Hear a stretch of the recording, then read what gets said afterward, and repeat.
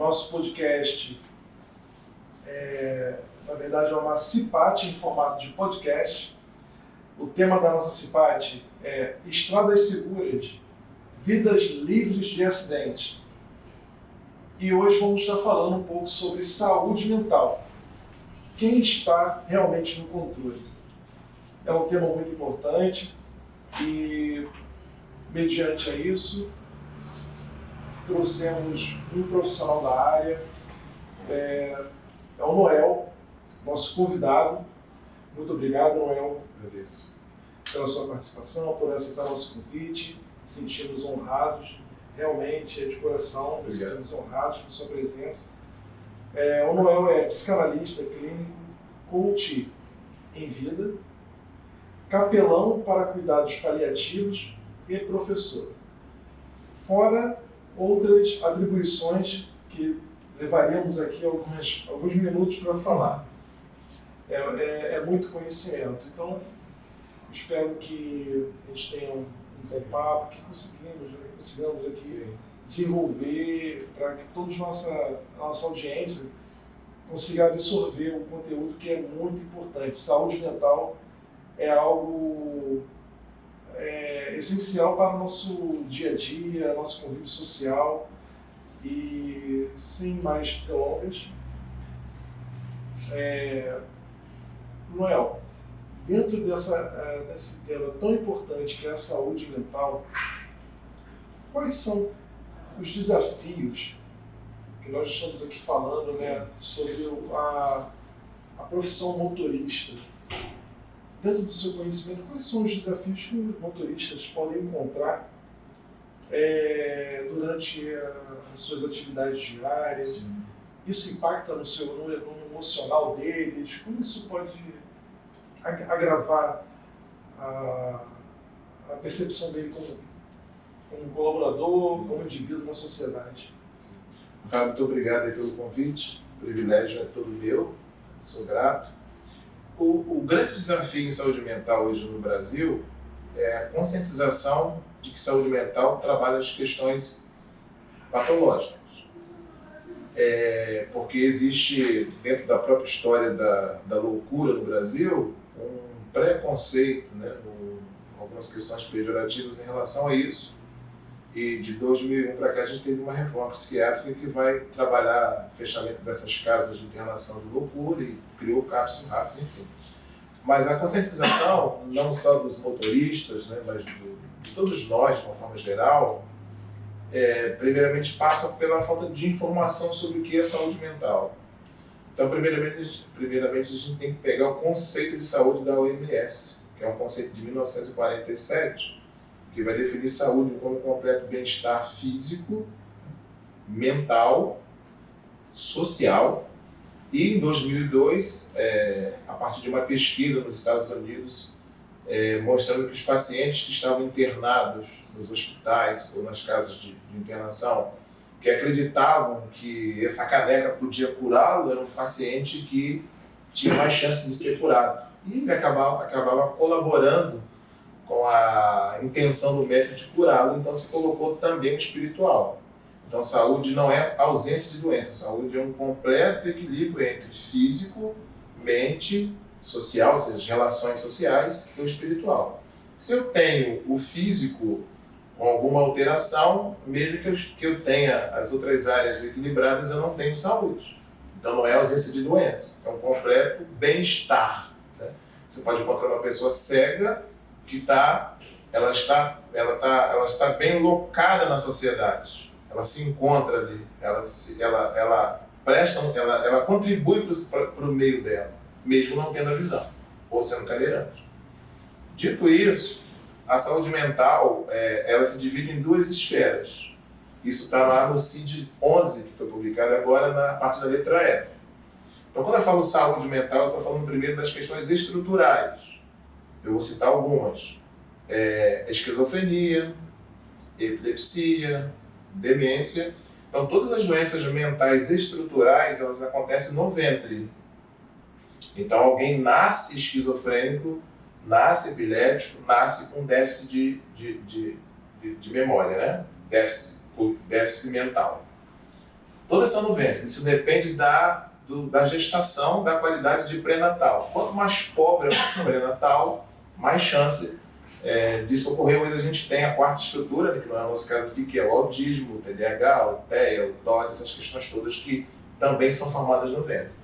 As doenças mentais estruturais, que a psicanálise chama de psicose, que acontecem na vida adulta são o Alzheimer, que acontece normalmente na terceira idade. Não se tem nas pesquisas nenhum trabalho de prevenção, porque não se tem uma causa para dizer não faça isso que você não vai ter Alzheimer.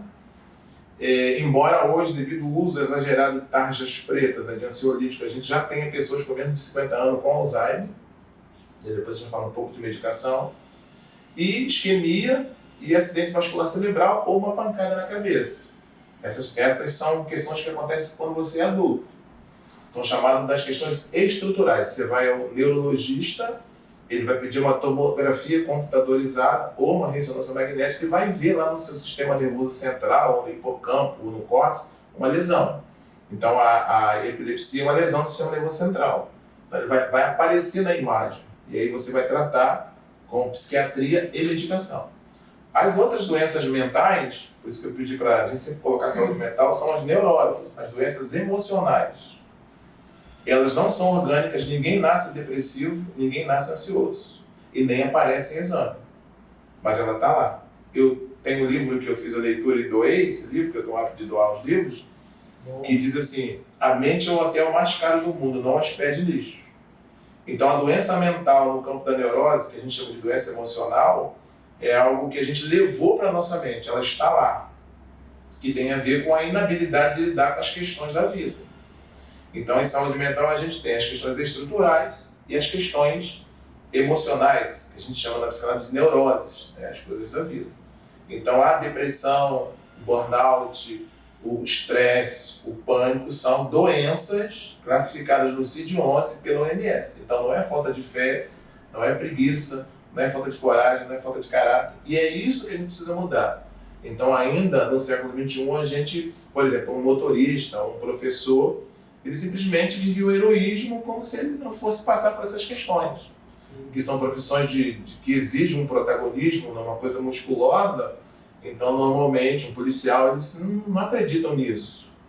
Não, na minha época, a gente comia pedra, a gente enfrentava, e essas são questões. As religiões também subestimam essas questões e a informação não chega. Então, o primeiro grande desafio aí é conscientização dos motoristas, que é o nosso caso, sim. De que depressão, ansiedade, insônia, que é provocada pela ansiedade, estresse, burnout, são doenças, que são classificadas na OMS, lá onde se classifica todas as doenças, no caso do CID-11, na letra F, onde se classifica as doenças mentais. Isso é o grande trabalho. Eu tenho usado, porque a gente faz muitas palestras nos meses de outubro e novembro. Só que janeiro é janeiro branco, é o mês da saúde mental. Então, o ano passado eu peguei todos os canais que eu tinha contato, porque o suicídio, por exemplo, aquela que pesquisa são sempre a gente pode questionar, mas 80% do suicídio tem a ver com a depressão. Então, todo suicida foi depressivo, mas nem todo depressivo se matou porque se tratou. E a depressão é uma doença mental. Então, se eu não trabalhar no janeiro branco a prevenção de saúde mental, fazer uma palestra de suicídio, ou de câncer de próstata, ou de mama, no final do ano, me parece um pouco, Então, a gente precisa, realmente, o primeiro desafio, principalmente na questão dos caminhoneiros, é a conscientização de que o estresse, eu fiz um podcast que eu mesmo quis fazer e convidei uma pessoa que foi sobre engarrafamento de manilha. E eu convidei uma pessoa que é protagonista, tem lugar de fala, e a gente fez um sobre engarrafamento e mostrando como que a estrada, uma série de questões que a gente já sabe, provoca o estresse. E o estresse elimina a produção de serotonina e endorfina. E aí os hormônios do prazer não estão ali. Então a chance de você ficar depressivo é muito grande. Mas é preciso entender que isso é uma patologia e que isso, qualquer cidadão é acometido disso, e que essas profissões, que a gente chama de profissões que vivem sempre no extremo da questão mental, policial, caminhoneiro, médico de CTI, Essas pessoas vivem no ápice da exposição, lidam com questões extremas, acidente, morte, caiu árvore. Eu vim de viagem essa semana ontem de Belo Horizonte, cheguei em Petrópolis, tinha caído árvore, um montão de gente.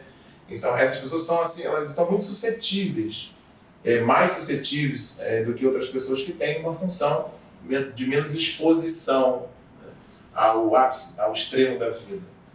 Essa exposição ela também entraria numa situação que poucas funções, poucas atividades têm essa condição, que é o distanciamento da família. Sim. E a família é o pilar, né, da sociedade, é o pilar, é a estrutura que dá base a tudo. E como isso pode estar gravando, né, na cabeça de um motorista, por exemplo, ou de uma outra, que é outra função, como isso poderia estar, de alguma forma, contribuindo, mediante tudo isso que você acabou de falar também, Léo? Olha, em algumas situações a gente às vezes tem a necessidade de se distanciar dos nossos, não só da família, mas dos amigos, das pessoas próximas. Sim, né? sim. Isso faz parte da vida, embora isso não seja ideal. Na verdade, em saúde mental isso nem deveria ocorrer, mas é impossível, né? A gente sabe, por exemplo, que os caminhoneiros, eu até estava lendo esses dias sobre isso, quando você me falou, daquele tripé, né, que é entre a produção, o transporte e o consumo, né? Então não tem, a gente viu a greve aí, não tem como você não ter o transporte daquilo que foi produzido para ser consumido. Então, inevitavelmente, alguém tem que pagar essa conta, né? Alguém tem que ficar um pouco mais tempo com o pessoal que embarca em plataforma. Então, tem funções que você já sabe que você vai ter que lidar com algumas questões extremas, né? Talvez assim, até tinham leis, né, que faziam uma aposentadoria mais cedo das pessoas que trabalhavam nessas áreas de insalubridade, porque paga-se um preço muito grande para a sociedade poder subsistir. Mas assim, o que é básico, independente de ser caminhoneiro, de plataforma ou de uma outra função, é que todos nós somos gregários. A gente tem a necessidade fundamental para existir de relações. E as relações, elas, e a gente estava até falando esses dias numa aula de mestrado sobre a questão da mudança dos, nós chamávamos de laços humanos para as redes sociais. Então, os laços humanos, as relações das pessoas que são milênios, era aquela coisa de você fazer uma amizade com alguém, tomar um café, almoçar, jogar um futebol, laços humanos, coisas que entrelaçam. E as redes sociais. Rede é para você pegar alguém, né, lá, aí depois você descarta, enfim. Então, a necessidade das relações são fundamentais para os indivíduos humanos, que somos gregários. Nós somos no outro. Né? E aí tem uma questão importante em relação ao caminhoneiro especificamente. Eu até dei uma pesquisada que a grande maioria é casada. A grande maioria é casada. E aí você tem os filhos, sogra, cunhado, né? Nós já falamos da importância da família funcional. E as relações humanas, elas têm uma palavra chamada de afeto. Afeto é aquilo que me afeta.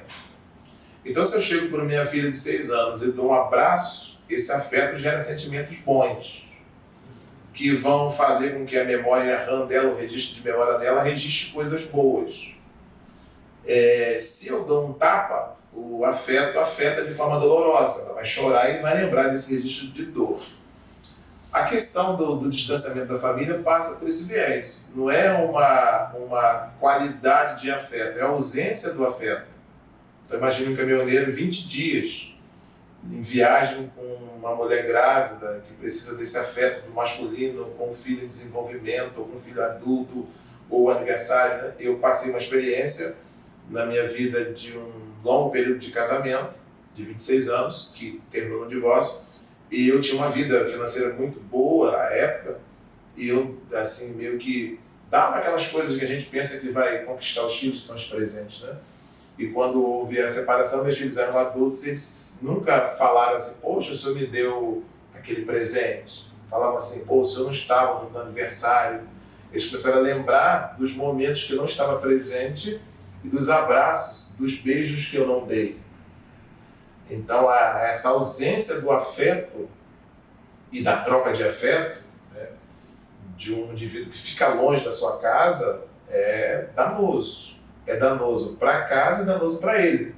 porque ele pode buscar esse afeto em outras relações da estrada, que é extremamente compreensível, né? Então você pode buscar no álcool para dar uma esquecida, num outro tipo de droga lícita, num relacionamento de beira de estrada. O que mais tem na beira da estrada, né, são possibilidades de você tipo assim, esquecer essa saudade ou deslocar esse sentimento de afeto. Então qualquer tipo de atividade que distancie o indivíduo das relações humanas com os outros é sempre muito prejudicial. Então, assim, no caso do caminhoneiro, essa é uma das questões que talvez muito mais profunda do que a segurança na estrada, a qualidade da estrada, a condição do caminhão, porque essa situação ela pode fortalecer o indivíduo para lidar de forma mais facilitada com as outras questões. Então, não sei, hoje com os recursos a gente pode fazer chamada de vídeo, alguma forma de atenuar esse distanciamento. Mas isso é muito grave para os humanos, né? Todas as relações que não tem o entrelaçamento, que não tem o afeto, que não tem a troca, que seja por prisão, por viagem, por trabalho, por sumiço, esse buraco, né? Vamos imaginar um caminhoneiro com filhos, com menos de 6 anos. Né? Quem ocupa esse espaço? Quem exerce essa função? Aí a mãe, de repente, vai tentar exercer, pode se masculinizar, ou pode, na ânsia de ser mãe e pai, não ser mãe, as questões de segurança. Então, eu diria que essa profissão é uma profissão que ela tem intrínseco pagar um preço para que os outros sobrevivam. E o preço maior é essa vida solitária.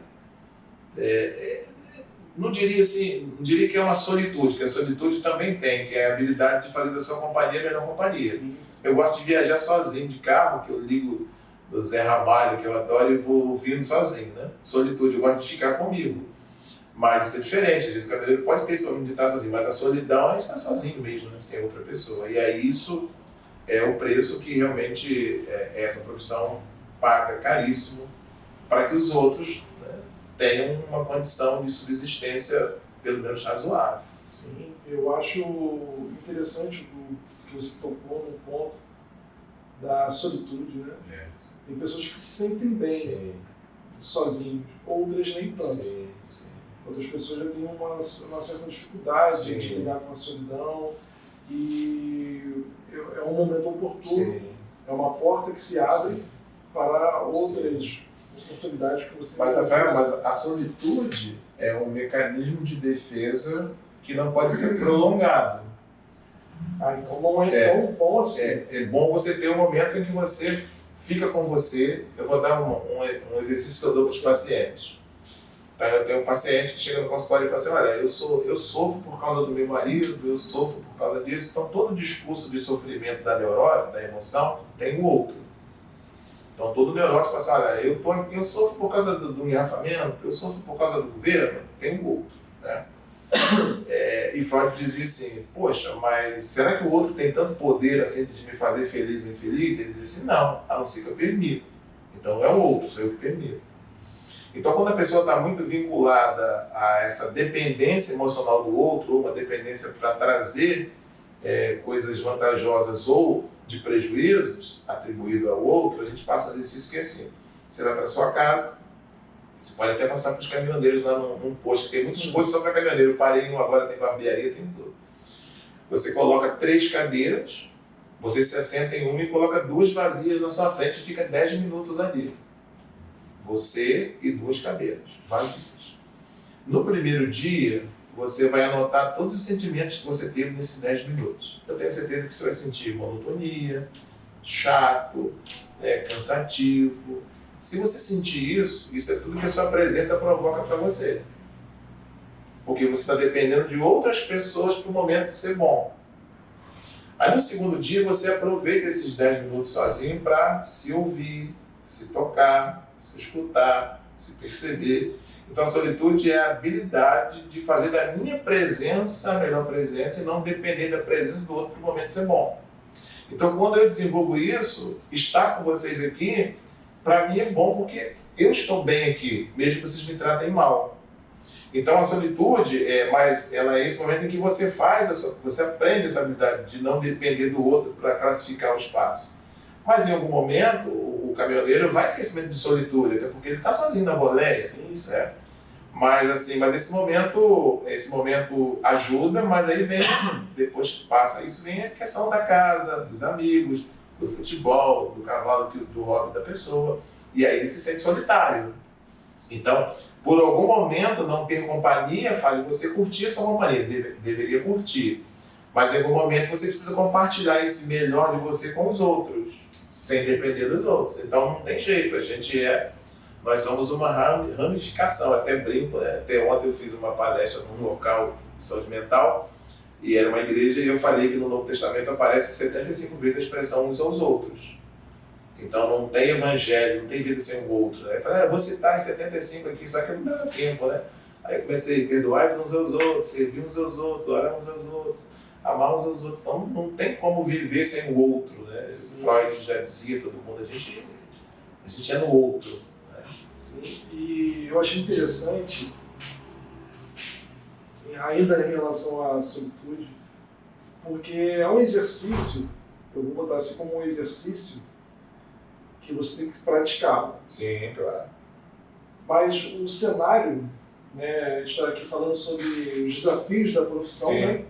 O cenário não é tão favorável assim para você praticar. São pessoas que passam por você dando fechada, situações de trânsito, como você mesmo mencionou, o trânsito de Manilha é estressante. Sim. Situações que podem ocorrer durante uma viagem, por exemplo, fora daquilo que foi programado, é algo estressante. Então, realmente é um desafio a pessoa se sentir bem, né? Se sentir bem naquele momento ali com ela mesma, Sim. inserida dentro de todo esse cenário. Sim. Realmente, nem todo mundo consegue lidar bem com isso. Sim. Mas aí eu diria para você, na sua colocação muito inteligente, que aí entraria o conceito de saúde mental. Saúde mental é a habilidade, primeiro, de lidar com as coisas que são imprevistas. Então, assim, tudo que você... E como é que eu lido com imprevisto? Eu lido assim, tudo que eu marco não acontece como eu marquei. Vou dar um exemplo. Nós marcamos 13 horas, eu cheguei 13h01. Então, quando a crise da existência ocorre quando eu tenho que lidar com o inesperado, com aquilo, e principalmente quando esse inesperado não está dentro da minha avaliação de positivo. Então a vida, mas assim me parece que a estrada seria uma metáfora, não existe lugar na vida humana com mais imprevisto do que a estrada. Você entra ali, tudo, eu viajei agora 1000, fui para Itabira, depois de BH, são 600 para ir. Cara, eu fiz uma previsão, cheguei 5 horas depois, eu peguei na volta agora 3 engarrafamentos, um em Belo Horizonte, de trânsito, tipo Rio, um em Juiz de Fora e um em Petrópolis. São os imprevistos, e a minha esposa fica no Waze, né? Vai chegar em tanto tempo, fala, calma, né? E aí eu cheguei com as pernas inchadas aqui, né? Sim. Então essa questão de lidar com os imprevistos, que é o que a saúde mental vai falando, essa habilidade de lidar com o inesperado, e a capacidade de reconhecer suas limitações e suas potencialidades e contribuir para o meio. Então, a parte de contribuição para o meio, em saúde mental, o caminhoneiro estaria bem, porque ninguém tem tanta contribuição para a sociedade quanto ele. Agora, o segundo ponto, que é o caminhoneiro em si, isso está intrínseco na sua vocação, na sua profissão, isso é uma vocação, não é uma profissão, mas embora seja outra coisa, a questão do heroísmo da autoeficácia, né? De que ele é forte, ele é resistente, ele é caminhoneiro, né? Até aquela série Carga Pesada passava um pouco dessa ideia, né? Essa imagem lidava com várias... O cara é ruim, cara. Então isso impede que o caminhoneiro avalie suas fragilidades. Assim, ninguém tem defeito, quem tem defeito é máquina, né? A gente tem coisas para melhorar e coisas melhores. Então isso acaba que nesse aspecto da saúde mental ele não dá uma atenção para as suas fragilidades, para as questões que não tem tanta musculatura de enfrentamento. Então é reconhecer as pontas, eu sou bom nisso, né? Nisso não, eu tenho que melhorar. Então normalmente o caminhoneiro, por ser uma profissão, né, desse porte, dessa pujança, ele acaba passando por cima dessas fragilidades. E outra questão, embora seja uma profissão repleta de imprevistos, mas a experiência na estrada elimina essa certeza de imprevisto. Como você fala, já fui a Brasília tantas vezes e eu vou fácil. Sim. Então, já conheço. Já conheço. Aí se depara com uma estrada fechada, um acidente. Aí o que ele teria de positivo para a saúde mental, que é contribuição para a sociedade, não chega a ser um benefício de saúde mental. Por quê? Porque a fragilidade interfere nessa entrega de contribuição e a não expectativa do imprevisto gera o mau humor, gera o estresse, gera a irritação, a agressão, que também acaba fazendo com que lá na ponta a entrega desse trabalho não seja tão qualitativo. Sim. Então a saúde mental do caminhoneiro é quase, claro, a gente vai falar mais à frente do que fazer, quase nula. Sim. Ele não tem nenhuma condição natural ou inata de ter uma saúde mental, sendo saúde mental essa definição da OMS. Você já começou a citar também as questões que impactam na saúde mental. Sim. Você citou o estresse, ansiedade, depressão, que não deveria, mas eu vejo como algo até comum nessa profissão. Mas olhando para o indivíduo, olhando para o colaborador, qual é de fato o impacto na saúde mental dessa pessoa? O que pode impactar essa... É normal hoje, é falado pelo menos que o estresse é a doença do bem, mas de fato, como que isso impacta na saúde da pessoa? Sim. Sempre em saúde mental a gente usa um termo chamado de chaveirinho. O que é isso? A criança tem espectro 1 de autismo, mas ela também vai ter TDAH, ou seja, vem junto com isso uma série de elementos. Na saúde mental do caminhoneiro, ou também dessas profissões de enfrentamento, como eu falei antes, normalmente você vai encontrar depressão, ansiedade, estresse, que vão gerar irritabilidade, uma série de questões. Mas o ápice disso tudo é uma doença recente descoberta, está no CID-11, chamada de burnout, que é um nome francês, que significa que acabou o combustível do avião, que é uma doença colocada no CID-11 para todas aquelas pessoas que chegam ao esgotamento no exercício de uma profissão. Burnout. Burnout. Então, o sujeito que trabalha, um caminhoneiro, então automaticamente ele vai passar pela depressão, pela ansiedade, por algumas fobias, enfim, e vai chegar no estresse. Quando chegar no estresse, que é o ponto mais elevado do esgotamento, vai vir o burnout, que é o desfalecimento. É mais ou menos assim, como se nós fôssemos um disjuntor de 120 volts, que recebe uma carga de 200 e vai desarmar.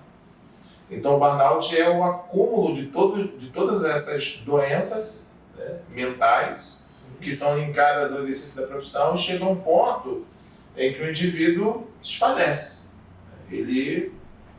A irritabilidade fica exacerbada, o apetite. Então, assim, quando chegar a esse ponto do afastamento, é porque todo o esgotamento profissional produziu burnout.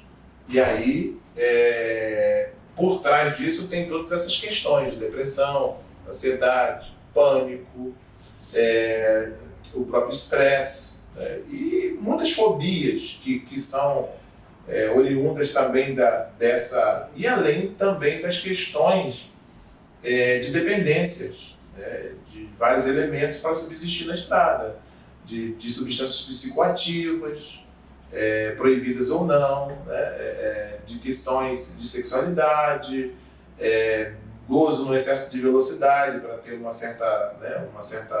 certo encontro de uma possibilidade não conquistada de repente no desempenho da profissão. Então, uma série de elementos viciantes, que na verdade são elementos de substituição, ou mecanismos até de defesa, que vão gerando. Então, quando chegar no burnout, que é o momento em que o esgotamento do exercício da profissão levou o sujeito, dificilmente retorna. Então, é sempre bom. Quando chegar no estresse, irritabilidade, baixa queda de sono, desmotivação, sociabilidade desregulada, pouco apetite, é hora de ir lá para a praia e andar entre a areia molhada e a areia seca, descalço, não ter contato, porque essa é uma outra questão.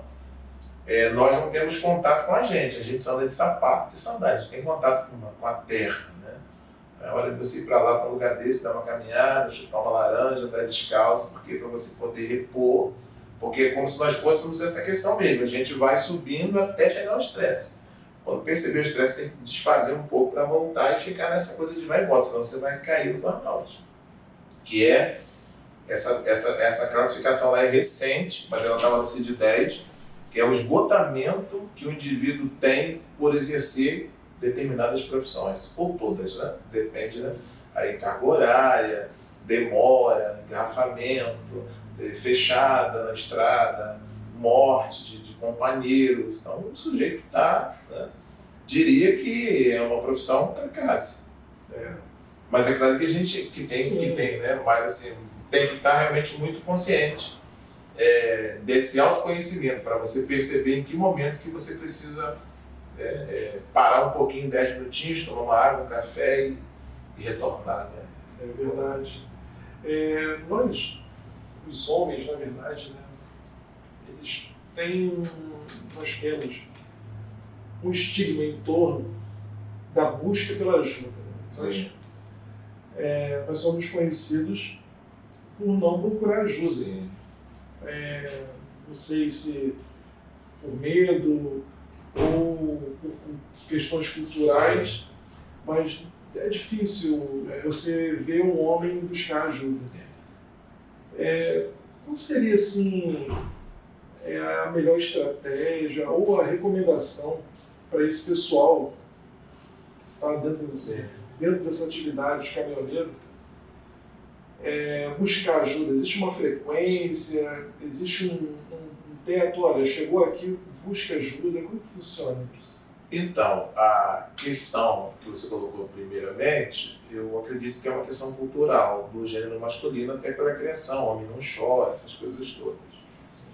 Então, o homem até, eu fiz agora uma palestra sobre aceite o toque, né? Do próximo, porque realmente a mucosa do ânus dá uma sensibilidade e muitos homens têm essa coisa, né? Do toque no ânus, né? Ele acha que ele pode gostar, né? Então tem toda uma questão assim que inviabiliza o próprio exame, uma questão cultural, né?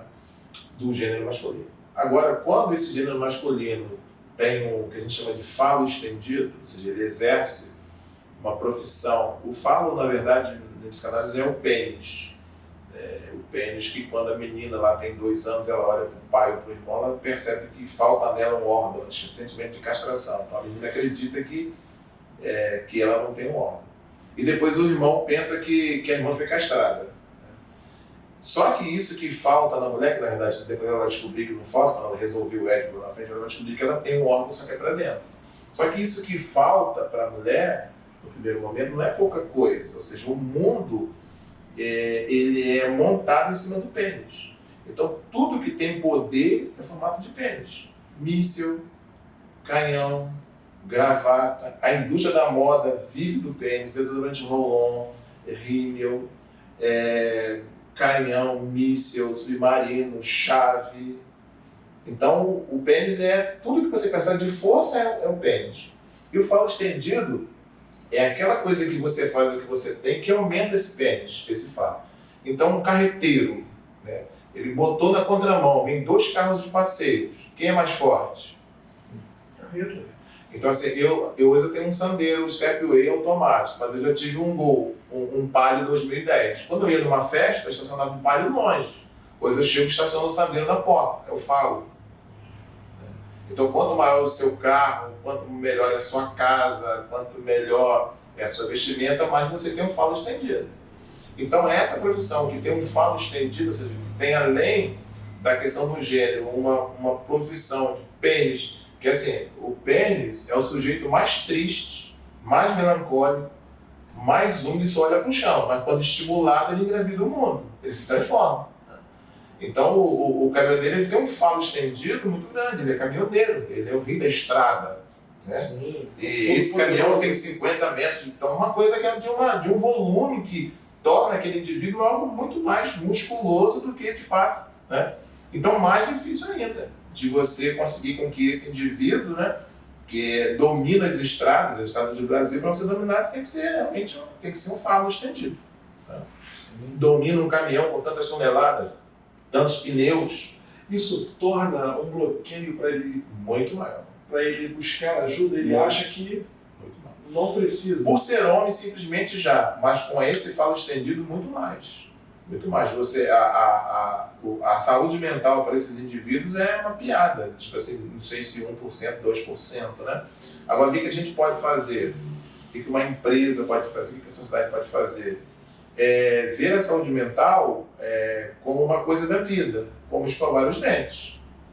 Hoje, infelizmente, lá no consultório, a gente tem uma equipe no consultório, psicólogo, pediatra não, nutricionista, tá? As pessoas procuram o profissional de saúde mental, de saúde física, quando elas passam por um problema. Sim. Mas as pessoas não veem a prevenção, o cuidado com a saúde mental como uma coisa da vida de autoconhecimento. Então, até porque tem a verbalização de doença ou de fragilidade, então a pessoa, né, um caminhoneiro vai, com depressão, isso é uma coisa de menina, isso é uma coisa de fraco no contexto social. Então não dá para um caminhoneiro dizer que tem depressão, não, acorda, vai para a vida, você está de preguiça, né? Eu fiz tantos KMs agora.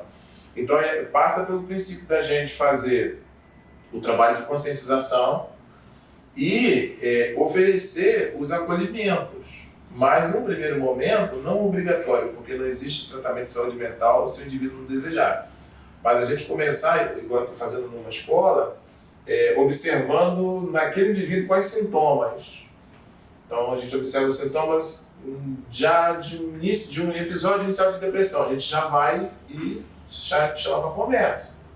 Vai ter um papo informal e a gente vai sinalizando.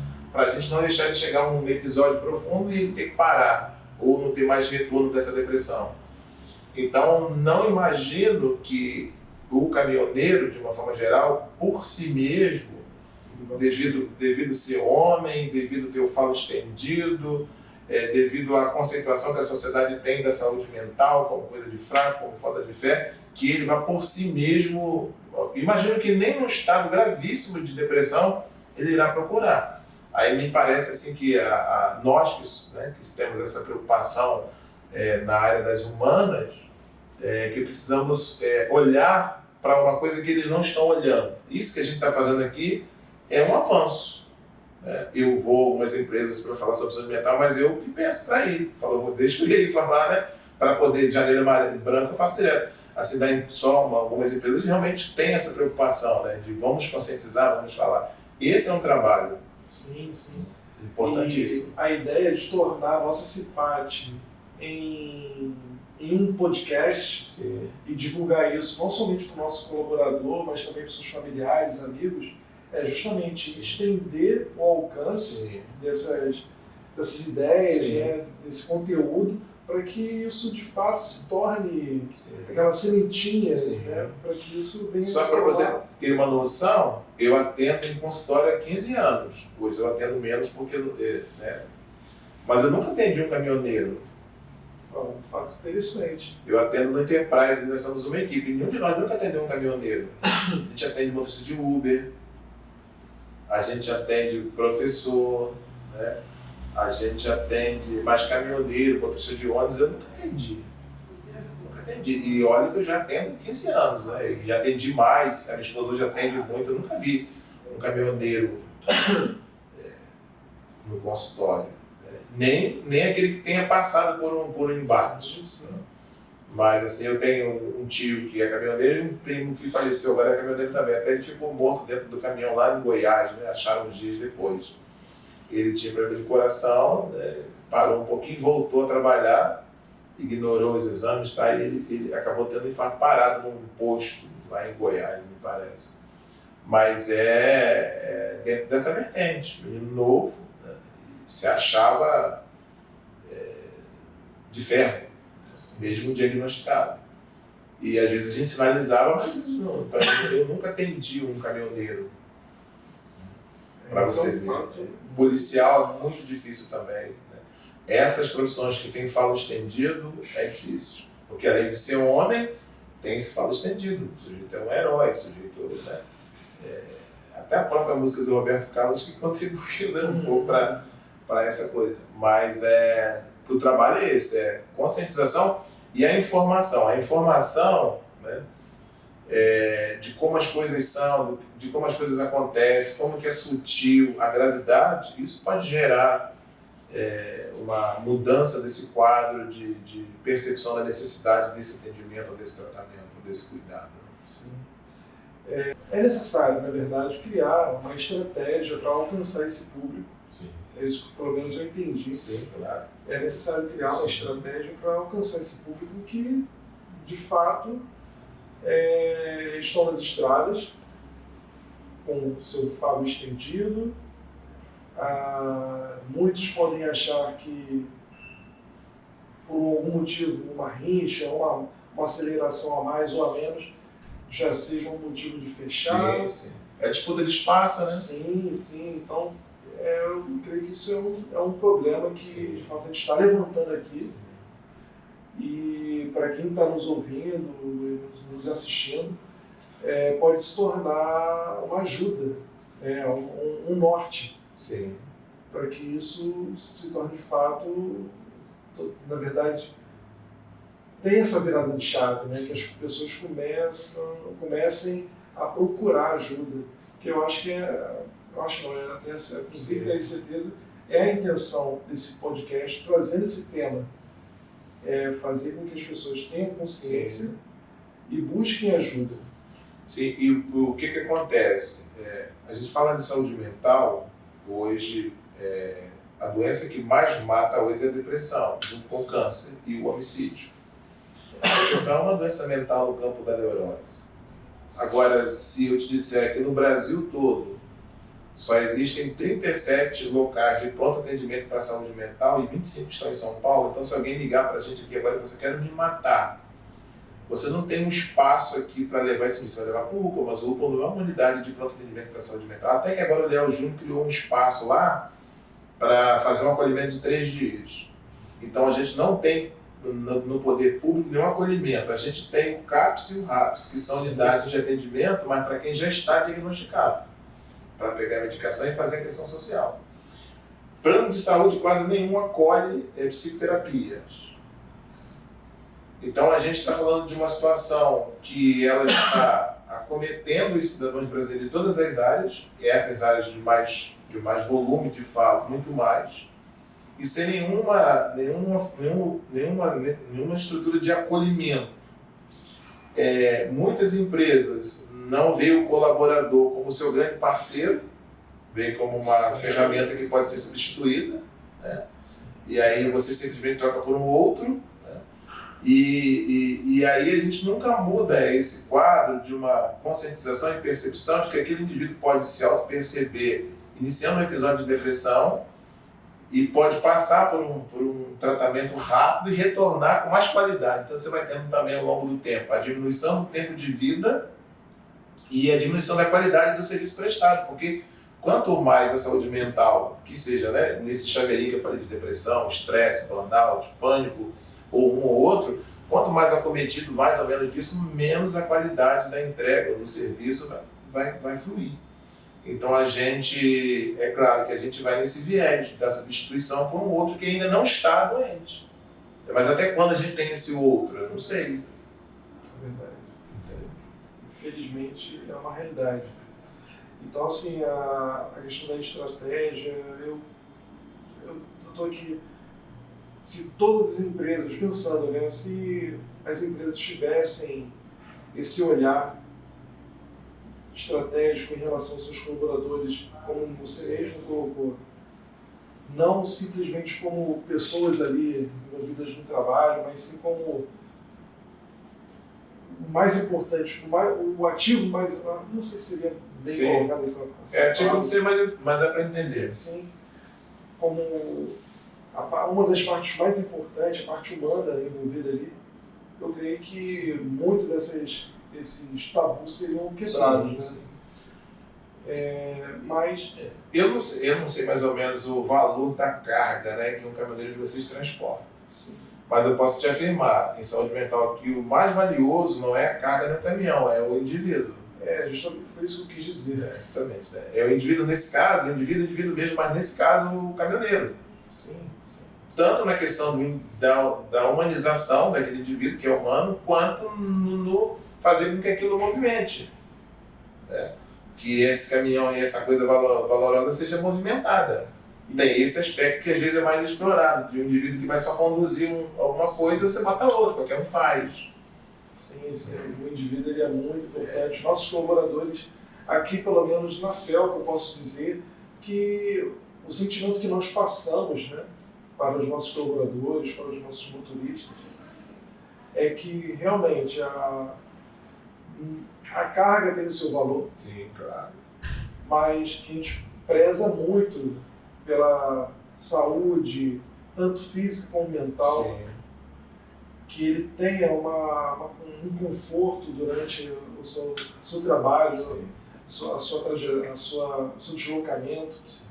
Então a gente tenta ao máximo visar para justamente agregar valor, que ele se sinta valorizado. Sim, exatamente. Porque isso acaba refletindo, são vidas, né? Nós não, alguns aqui utilizam esse jogo, nós não transportamos cargas somente. Também transportamos vidas, né? Está envolvido. Exatamente. O indivíduo que não se sente valorizado vai ter baixa autoestima, né? Uma estima sobre si pequena. E aí, essa autoestima baixa produz uma série de comportamentos e sentimentos, né, dos mais variados. Então, quanto mais você valoriza, você conscientiza, mas esse indivíduo está estruturado para lidar com as coisas que já são fatuais da profissão. Então, você tendo um indivíduo mais fortalecido para lidar. Nós não temos como hoje mudar as condições da estrada ou do trânsito, não se dá para pensar nisso hoje no Brasil. Mas nós temos como fortalecer esse indivíduo que vai enfrentar isso, para enfrentar isso com mais musculoso. O indivíduo mais fragilizado vai sucumbir a esse contexto de uma forma mais primária. Né? Dentro desse campo das estratégias de prevenção, existe alguma iniciativa do governo ou de alguma outra sociedade civil, enfim, existe alguma iniciativa voltada para a prevenção da saúde mental ou até mesmo do próprio suicídio? Existe algum canal que a pessoa possa entrar em contato e buscar ajuda? Sim, o suicídio a gente tem, né? O local, me fugiu o número, eu vou lembrar, mas é um atendimento, um próprio atendimento como o 190, né? Que também pode ser um espaço. Mas, assim, de prevenção, eu diria que não. O que nós temos são instituições isoladas que pegam esse calendário anual de prevenção a várias doenças e fazem movimento. Assim, aqui em Itaboraí, por exemplo, eu já estou aqui desde 2013, eu sempre participo desse movimento, mas por algumas pessoas que têm interesse político ou que são de alguma ONG, de algum lugar que, né, de empresa, mas assim, público de prevenção não. Aliás, de nenhuma outra patologia. A gente tem só o processo de acolhimento do sujeito que já está adoecido. E saúde mental ainda não. E passa por essas questões que nós falamos, né? O câncer, a pessoa concorda que ela é uma doença. A depressão, a pessoa não concorda tanto. E acha que, de repente, tem que ter um hospital de referência para câncer, que tem que ter, mas tem que ter um também para... E você não tem. Nenhum de referência, nenhum próprio para aquilo ali. O sujeito vai cair num hospital comum e vai tomar medicação, e às vezes não tem necessidade da medicação. Tá. O nosso diretor aqui encontrou o número 188. 188 que me fugiu. Aqui é onde você liga para você pedir, né, um suporte. Né? Mas é uma coisa, é o que a gente tem, né? Mas é uma coisa bem, assim, a nível político, social, nós não temos nada não. Né? Tem só as instituições isoladas e pessoas que insistem, né? E eu estou agora coordenando aí umas faculdades e estou colocando curso de psicanálise em vários lugares do Brasil sem nenhuma preocupação de retorno financeiro, né? Porque você precisa formar, tipo assim, as minhas 2 turmas que eu formei aqui em Itaboraí, todos estão atendendo e a gente oferece o nosso consultório para fazer sublocação.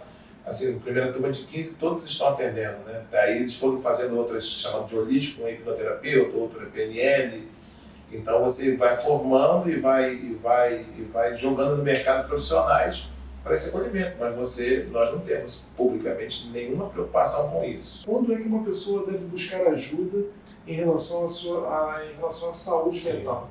Os sinais, né? Sim. Normalmente a gente trabalha sempre o comportamento e aí o humor também. Então o comportamento a gente tem 3 vertentes assim, bem básicas, que é a questão da alteração em relação à alimentação, apetite, em relação à sociabilidade e em relação à questão do sono. Então uma pessoa, né, que não é um caminhoneiro, então você teve alteração de sono, insônia inicial, demorou a dormir, insônia mediana, acordou no meio da noite, ao final foi deitar meia-noite, acordou 1 da manhã, é uma questão. Quer ficar sozinho, é uma questão que precisa olhar. Voltando para o trânsito, né, é a questão da mudança de humor mesmo, é a questão da irritabilidade, é a questão de um certo pânico, que é o seguinte, que é uma projeção futurista de algo que vai acontecer de forma ruim, que a síndrome do pânico é exatamente um pensamento, eu não vou ali porque vai sofrer um acidente, excesso de desconfiança ou excesso de confiança, a questão também da alimentação, de você de repente preferir, né, dirigir mais tempo do que parar, intercalado. Então toda essa questão de mudança de humor, que vai mudar a sua forma de olhar dos fatos que estão acontecendo. Então você teve uma fechada, você partiu para um outro agressivo, significa dizer que a gente já está perto de um burnout. Porque até chegar a esse nível, né, a gente já considera que já gerou uma ansiedade, um pouco de depressão, a gente já falou um pouco da solidão, né? Então, já quando ficou assim, já pode, já diria eu que está um pouco passado. Um pouco passado. Busque ajuda, pessoal. Porque essa irritabilidade, ela pode gerar várias reações. Sim. Então, alguém me fecha alguma coisa assim e eu, né, que tipo de reação emocional eu vou ter numa coisa que me irritou. Agora, isso que também um exercício como aquele da solitude. Que é mais ou menos assim, você chegou em casa, logo mais, e você tem lá uns livros que você odeia que tire de lugar. Aí alguém na sua casa pegou aquele livro e colocou lá em outro lugar. Quando você chega a uma coisa que você não gostou, você vai ficar irritado, certo? E ao ficar irritado, você vai verbalizar. Então, toda decisão tomada no ardor das emoções, você vai se arrepender. Então, antes de você verbalizar, você pensa assim, o livro fora de lugar muda o que no Brasil? Reduz o preço do combustível? Cura o câncer? Diminui o engarrafamento de manilha? Não. Então, ele não merece descarga emocional minha. Então, a gente começa a ter a inteligência emocional. De fato, essa fechada merece que eu descarregue emoção ou eu vou guardar essa emoção para quando alguém bater em mim? Então, essa avaliação. Isso que está ocorrendo muda o quê? Altera o quê? Nada. Então, inteligência emocional é isso. E hoje, né, se afirma na saúde mental que o sucesso de alguém é 20% de QI e 80% de QE. Você vai ver um cara muito preparado que não tem inteligência emocional que vai assumir uma empresa e vai meter os pés pelas mãos. Então, a inteligência emocional é isso. Esse fato. Eu gosto do engarrafamento. O engarrafamento é bem uma coisa da saúde mental. Porque o engarrafamento, você está com um compromisso com o horário e ele aconteceu, você não pode fazer nada. Nada melhor para a vida humana do que se deparar com uma coisa que você não pode fazer nada. E está passando a hora e você não pode fazer nada. Então, em vez de se irritar, eu não posso fazer nada. Eu vou aproveitar esse engarrafamento para ouvir uma música, para curtir, tá? Senão a gente... Noel, depois de tudo que conversamos referente ao estresse, né, quando você vai começar, quando você deve buscar ajuda, né, você teria alguma sugestão de como lidar com isso? Aquelas pessoas que ainda têm um pouco de receio, um pouco mais de resistência em buscar ajuda, mas para essas pessoas, assim, como você daria algumas dicas, sugestões para até ganhar coragem para buscar ajuda, mas como ela deve lidar com isso no dia a dia? Sim. É difícil, né, a gente, profissional, como a gente já falou, um caminhoneiro, profissional desse porte, admitir alguma coisa em relação a ele que seja um sinônimo de uma suposta fragilidade. Mas tem uma questão que a gente chama de espelhamento, né, que é também ouvir um pouco o que os outros estão falando sobre mim, do que mudou, do que piorou, do que melhorou. Além da gente fazer essa avaliação em relação ao sono, né, o que mudou, se mudou melhor, se mudou pior, mas também ouvir os outros que estão perto de nós. Pelo menos quando você chegar em casa de viagem, você está muito ranzinza, você está muito irritado, considerar o que os outros estão falando, no sentido de avaliar para ver se de fato aquilo procede. Se procede, porque os outros acabam, as pessoas da convivência acabam percebendo as mudanças primeiro do que a gente. E aí é uma questão, um sinal bem latente para você poder procurar ajuda. E o inverso disso, pensando numa empresa, a gente perceber isso também no colaborador e sinalizar. Ou sinalizar sugerindo, ou sinalizar condicionando a busca de ajuda, algum tipo de unidade, de melhora, enfim, de manutenção, porque não é uma coisa que a gente, ao perceber, diagnosticando, que a gente possa deixar meio que à mercê da vontade do indivíduo, porque tem muitos riscos de alguém enfermo mentalmente estar dirigindo, estar em qualquer atividade, né? Isso é como se fosse qualquer outra patologia. Bom, perfeito. Uma sugestão prática, então, seria escutar as pessoas, ter esse feedback, né? Sim. E além de você se autoanalisar em relação às coisas que estão mudando, que estão diferentes, mas realmente ouvir as pessoas que gostam de você. No caso do caminhoneiro, poxa, veio para casa, ficou 10 dias fora. Vão perceber se está mais agitado, se está menos irritado, se está impaciente, né? Se está ranzinza. São mudanças de comportamento, de humor, né? Que altera o comportamento e que são percebidas logo. E toda mudança de comportamento tem uma causa. Sim, e as pessoas que estão ali no convívio, né, diário, realmente percebem. Só as que mais vão sofrer também com essa questão da mudança do humor da pessoa. É porque a gente acaba não considerando muito o que os outros falam pela seguinte razão. Quando alguém fala de mim, a gente fala assim que as pessoas fazem uma crítica, mas a crítica no sentido sociológico brasileiro é você falar bem ou mal do que alguém fez ou não fez. Sim. Em filosofia, na dialética, a crítica é você crivar, você avaliar se de fato aquela questão que foi colocada é de fato assim, é mais uma briga no campo das ideias. Então assim, quando alguém fala que eu sou uma pessoa boa, esse conceito de bondade que ela está se referindo a mim não tem a ver comigo, tem a ver com ela. Provavelmente ela me pediu socorro 10 vezes e eu atendi. E o dia que ela me pedir socorro e eu falar não, ela vai dizer que eu sou uma pessoa má.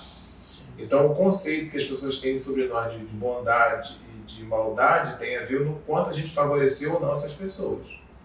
Agora, dentro do nosso lar, por mais que seja condicionada a relação de afeto, de amor, porque as relações humanas são condicionadas, não é como a divina, mas são pessoas que não têm nenhum interesse no seu sofrimento, no seu prejuízo. Então a fala dessas pessoas, elas são falas, primeiro que elas têm um conhecimento de causa, porque convivem com você ao longo do tempo, né, e percebem a diferença. E ao falar, a gente se deve acolher, porque são pessoas que não têm nenhum interesse no seu sofrimento.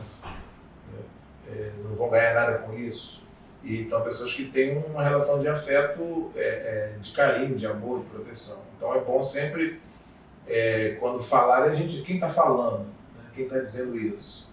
Ah, você está mal-humorado, será que é uma pessoa que tem inveja de mim e fala isso? Ou é uma pessoa que convive comigo? Então sempre considerar aquilo que você está falando sobre nós, se procede ou não procede. Se não procede, a gente descarta. Então não de imediato, não estou ligando do que estão falando para mim, não. Se estão falando, ou é verdade ou é invenção. Mas cabe a gente avaliar se for verdade. Sim, é um assunto muito importante. Não tem como esgotá-lo, né, em pouco tempo que a gente tem aqui para poder conversar sobre, né? Mas a grandiosidade desse assunto merece toda a atenção, principalmente dos motoristas, que é o foco no qual a gente está focando nessa profissão. Levem a sério essa questão da saúde mental, não é uma fraqueza, até mesmo como o Noel bem disse aqui, não é uma questão de ser fraco ou ser forte, é uma questão de manter a saúde. É uma vertente da saúde, né? A saúde mental, ela impacta também no físico. Sim, somatiza, né? Somatiza, como a gente observou. E gostaria de agradecer ao Noel a presença, todo o conhecimento, né, compartilhado com a gente. A Felca Transportes agradece. Eu tenho certeza que esse material vai ser muito bem utilizado. Vamos estar divulgando todo esse nosso bate-papo para os nossos colaboradores, amigos, parceiros. Eu tenho certeza que isso vai agregar muito na vida de cada um. Você pode se tornar um divisor de águas para muitos. Sim. Sempre, antes de você terminar, eu gostaria de fazer umas considerações. Sim. Duas considerações. É um clichê a gente falar que o caminhoneiro é uma figura fundamental para o país. Nós já falamos aqui, né, muito importante, da produção, do transporte, do consumo. Isso a gente já sabe. Agora, em saúde mental, quanto maior é a minha importância social, mais importância eu tenho para a sociedade e mais importante eu sou para mim. E quanto maior é a minha responsabilidade social, mais próximo da não saúde mental eu estou, porque evidentemente que a exigência vai ser muito maior. Uma exigência com a entrega, com o tempo, uma habilidade. Então, o caminhoneiro, de todos os profissionais que nós trabalhamos em saúde mental, junto com os policiais que trabalham em confronto direto, são os profissionais que mais estão expostos ao limite da saúde mental, né, daquilo que seria saudável, né, e próximo de um burnout que a gente já falou aqui. Sim. Então, essa conscientização da importância que vocês têm, ela traz um preço muito elevado a ser pago. Então, eu diria que, sem medo de errar, que para vocês terem saúde mental, e aí a física, que é consequência da não saúde mental, precisa de uma exigência pessoal muito grande. Precisa realmente de uma atenção muito grande e de um esforço muito grande, proporcional à importância de vocês. Então não é fácil ter saúde mental sendo caminhoneiro. Nada coopera para que se tenha, mas é possível se ter. Então, queria que vocês considerassem isso. E uma outra questão importante é que é um protocolo de saúde para qualquer área da vida humana. Né? Você fala, me dá um protocolo para eu viver melhor. Então, são 5 coisas. Alimentação saudável. Então, qualquer médico, qualquer profissional de saúde mental, tanto da área de farmacologia quanto da área de psicossomática, vai te dizer isso. Alimentação saudável. Então, uma pessoa com ansiedade que vai ingerir açúcar e carboidratos vai ativar ainda mais esse processo de aceleração do cérebro. Então, uma alimentação saudável e equilibrada. Sono reparador, que é o sono em que você entra no estado onírico, vai para o inconsciente e seu corpo continua fazendo a revitalização das taxas, você acorda revigorado. Que seja 10 minutos, meia hora, 2 horas, 8 horas, é preciso ter um sono reparador, que é uma forma de você ter saúde. Exercício físico, que seja uma caminhada de 1 km, que seja um alongamento, é importante. Exercer espiritualidade, seja qual fé que você tenha, isso é uma necessidade da existência humana. Bons relacionamentos, na estrada, em casa, em qualquer lugar. E o último é exercitar o cérebro, que é a única forma que a gente compreende de evitar Alzheimer, embora não seja comprovado, que é fazer palavra cruzada, ler livros, né? Notícias, exercitar o cérebro. Esse protocolo de saúde serve para qualquer indivíduo. E para o caminhoneiro, mais grave, porque basicamente na estrada é difícil de fazer isso.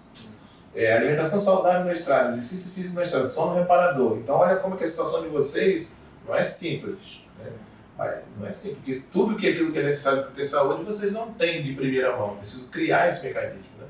Procurar restaurantes que tenham essa alimentação saudável, uma forma de você lá tirar um sono, né? Reparador, Então eu queria deixar essa sugestão aí, né, para vocês, não um conselho, porque não seria ético, mas uma sugestão e conscientização de que vocês estão na ponta, né? Estão lá na ponta do extremo, realmente, da exposição mental para ficar doente, para adoecer. Então, entre vocês e uma pessoa que trabalha no escritório, a chance de vocês em 10 é 11, do escritório é 2. Ele tem um burnout. Só, é claro que o escritório também vai ter, mas é um percentual muito menor.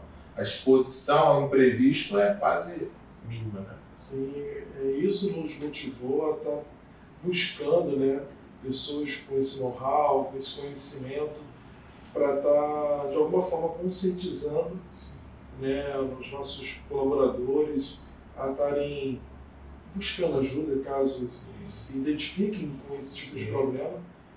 E eu creio que alcançamos esse objetivo. Né? Eu agradeço novamente. Eu que agradeço, muito obrigado. Tá? Agradeço realmente a sua presença. É sempre um momento ímpar poder falar sobre esse assunto tão ainda desconhecido, né? Conhecido de uma forma popular, mas desconhecido no sentido técnico, né? De conscientização mesmo dessas questões de saúde mental. Isso é uma oportunidade ímpar. Muito obrigado. Nada.